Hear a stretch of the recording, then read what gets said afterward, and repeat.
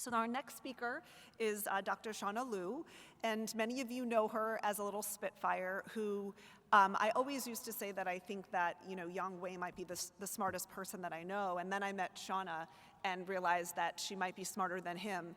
But she also speaks very fast, and so if you don't understand what she's saying, you raise your hand because I'm going to make her slow down because she has so much to say and she's so stinking smart that she doesn't understand that no one else can keep up with her.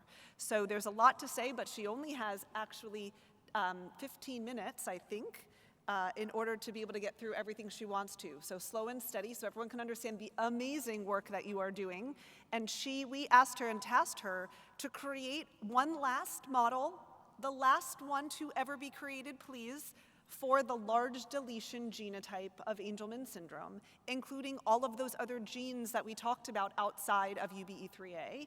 And through incredible effort and trial and tribulation, she has been successful. So I'm so excited to share this with you because I hate models, but this one I think is a true testament to her dedication. So Xiaona, please.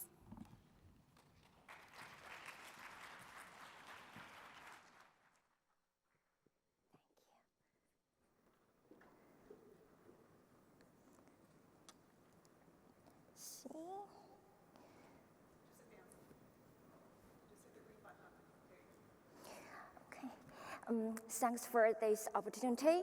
Today, I'd like to share an update of our study on the new large deletion mouse model for Angelman syndrome. The commonly used UB3A exon 2 deletion model only represent about 10% of Angelman syndrome patients with intergenic mutation. Since most people with Angelman syndrome carry a large deletion in the chromosome 15 q1 to q13 region, to better understand the full spectrum of Angelman syndrome and to develop more efficient treatment, we generated a new mouse model which carries a 6 meg-based large deletion on the maternal chromosome. This model represents over 70% of Angelman syndrome patients, making it much closer to the typical clinical presentation.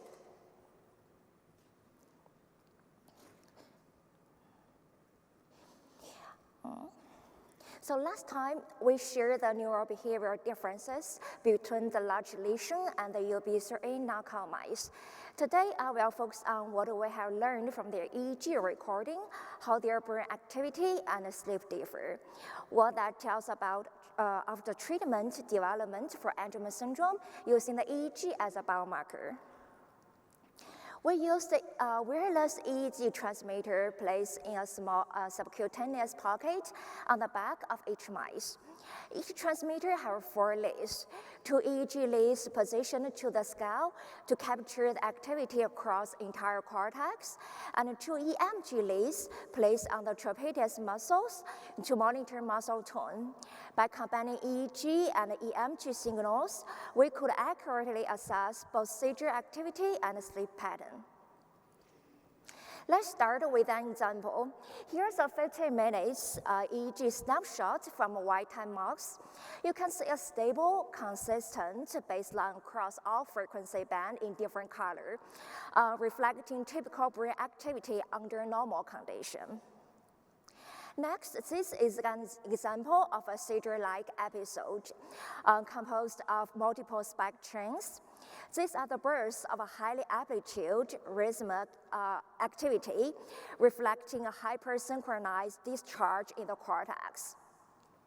When we zoom in one of these spike trains, we can see a distinct onset and resolution, a sharp increase in delta, theta, and beta power, and a rhythmic synchronization across frequency bands, following a return to baseline. These are classic features of generalized seizure-like events. When we compare EEG across large lesion, used knockout and wild-type mice, we found that large lesion mice showed significantly more spike trains than wild-type controls, and this spike occurs more often at night. The UB3A knockout mice also had increased spike activity compared to wild-type, but much less than large lesion mice. When we quantify those spike duration and spike per second, they are indicators of seizure severity. Both are much higher in the large deletion mice. In the UB3 knockout mice, the spike trends were rare, roughly one shot event every 12 hours, lasting about 1 to 2 seconds. This explains why many studies using the UB3 knockout mice that are recording EEG for 4 to 6 hours every day often miss these rare events. Next, we examine the sleep patterns. Both the large deletion and UB3A knockout mice slept more at night than wild-type controls, although all groups took similar daytime naps. However, the quality of nighttime sleep was very different. The large deletion mice had the longest resting wake periods, meaning they were awake but not fully alert, reflecting lighter and less restorative sleep. Both mutant groups showed a shorter active wave periods compared to wild-type, especially large deletion. When we broke this down by sleep stage, slow wave sleep, which indicated that deep sleep, was more disrupted in the large deletion mice, while the paradoxical sleep showed different changes in the two groups, but this is likely influenced by the nighttime seizure event. When we visualize the sleep stage transition, we found that both mutant lines and frequent transitions between stage and night are clear a sign of fragmented sleep. In contrast, the wild-type showed stable, consolidated sleep. Interestingly, during the daytime, sleep architecture was more comparable among all groups, and the UB3 knockout mice were even applied slightly more alert. When we look at the EEG rhythms and the power spectrum, here's an example of a 12-hour daytime EEG. In the wild-type mice, two on top, you can see normal distinction of delta power in red, the alpha power in green, and the beta power in yellow. In the large deletion mice, two on the bottom, the delta power in red was dramatically increased, while the alpha power in green and beta power in yellow is remarkably reduced. When we extracted and compared those specific frequency bands, we found the increased delta power only significant in large deletion mice, but not in the UB3A knockout. The reduced alpha, sigma, and beta power in both models, but more pronounced in the large deletion mice. This pattern, highly delta, low alpha, and beta, matches the EEG signatures in Angelman syndrome patients, suggesting the large deletion model better capture the human phenotypes. To summarize this part, seizure susceptibility was highest in large deletion mice, moderate in the UB3 knockout. Sleep architecture was fragmented in both Angelman syndrome mouse model. The EEG power spectrum changes, increased delta, reduced alpha, sigma, and beta was only seen in the large deletion mice, aligning with the human EEG patterns. Next, we apply our STEP RNP, the CRISPR-based gene editing therapy, to the large deletion mice. We treated two groups, one at postnatal day 1 and another at the postnatal day 21, and compare them with untreated later mice and wild-type controls. The EEG was recorded at 6 months and 1 year of age. We found the STEP RNP significantly reduced the seizure susceptibility in both postnatal day 1 and postnatal day 21 groups. At 6 months age, the day 1 treated mice already show a strong reduction in spike trends, duration, and spike per seconds, which indicated the reduction in both seizure frequency and severity. By 1 year, the day 21 treated mice still maintained these improvements. As for the sleep, STEP RNP treatment reduced resting wake duration and paradoxical sleep duration, and increased the active wake and slow wave sleep, indicating more consolidated sleep by just 6 months after the treatment.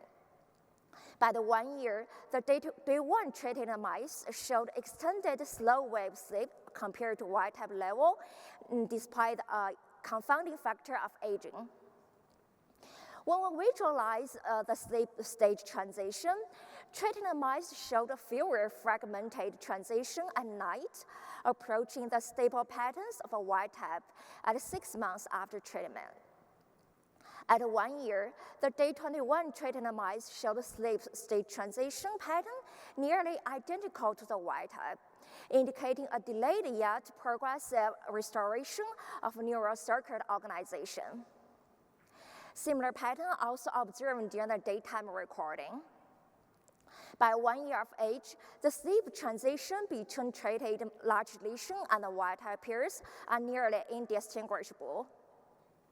In EEG rhythms, delta power, the K biomarker, was significantly reduced after treatment in both groups. The day 1 treated mice matched the wild type level by just 6 months after treatment. Meanwhile, both the day 1 and day 21 treated groups showed a significant increase in alpha power, and in day 1 treated group, the alpha power was fully restored to the wild type level. By 1 year, the therapeutic effects still maintained, and the delta power of the day 21 treated mice are even at the same as wild type during the daytime. The day 21 treated mice showed even higher of alpha power than wild type controls, suggesting an enhanced cortical synchronization even with delayed treatment and confounding factor of aging. Therefore, we summarize the second section. The step RNP treatment reduced seizure frequency, duration, and severity in both early stage and later stage treatment. It improved sleep quality, restored more stable sleep pattern, and normalized EEG rhythms towards wild-type level.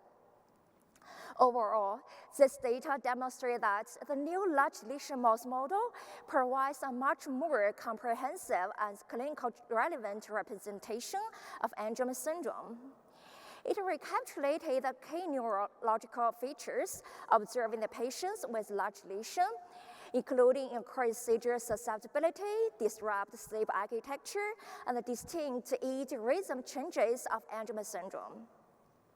By capturing these broader phenotypes that traditional UB3A mice missed, this large lesion model serves as a powerful tool for understanding the full genetic contribution of the 15q11 to Q13 region, and for the testing future therapeutics under condition that more closely to mirror the majority of Angelman syndrome patients. Ultimately, this new mouse model brings us one more step closer to the translation discovery in the lab into meaningful improvements for the families living with Angelman syndrome. Beyond today's topic, I'm excited to share news. We recently generated the first ASUPD mouse model, which carries a 6 meg base deletion on the maternal chromosome and a 6 meg base duplication on the paternal chromosome, mimicking the ASUPD form. This idea actually comes from one of your questions last time. If there's a gold model and treatment developed for the large lesion, what about UPD?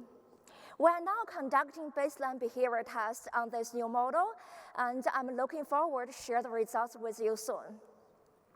At the end, I'd like to thank my mentor, Dr. Jiang, and our lab member, close collaborator Joe Lab, and funding support.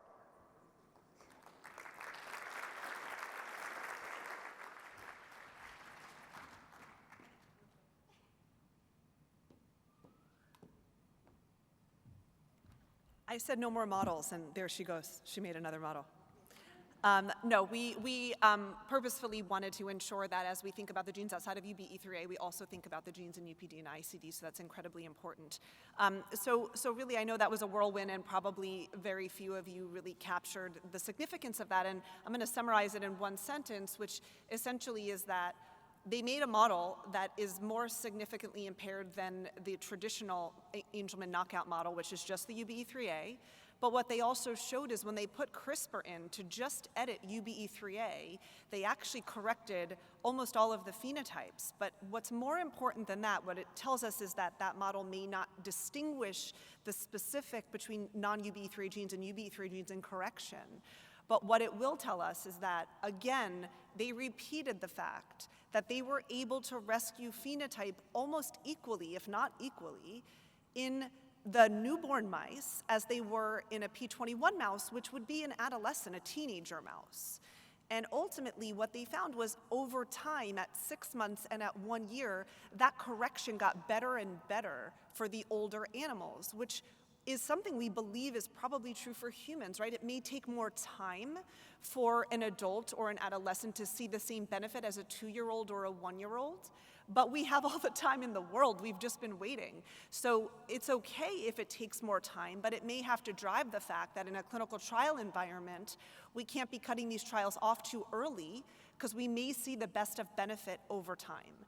And so for me, that's what I learned from that presentation, and I hope that you can take that home as real success and really good information as we think about discovering drug development.